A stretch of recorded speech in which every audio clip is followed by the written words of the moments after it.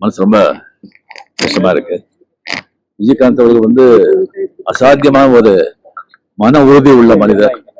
எப்படியோ வந்து அந்த உடல்நலத்துல வந்து ஒரு தேறிட்டு வந்துடுவாருன்னு சொல்லிட்டு எல்லாரும் நினைச்சோம்.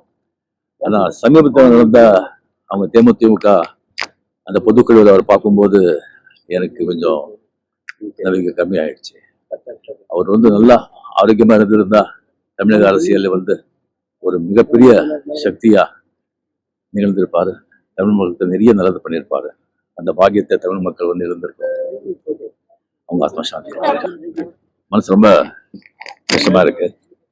விஜயகாந்த் அவர்கள் வந்து அசாத்தியமான ஒரு மன உறுதி உள்ள மனிதர்.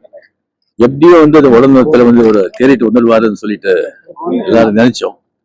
ஆனா சமீபத்தில் நடந்த அவங்க தேமுதிக அந்த பொதுக்குழுவில் அவர் பார்க்கும்போது எனக்கு கொஞ்சம் நம்பிக்கை கம்மியாயிடுச்சு.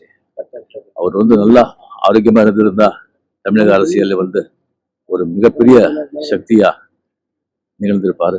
தமிழ் மக்களுக்கு நிறைய நல்லது பண்ணியிருப்பாரு. அந்த பாக்கியத்தை தமிழ் மக்கள் வந்து இருந்திருக்காங்க.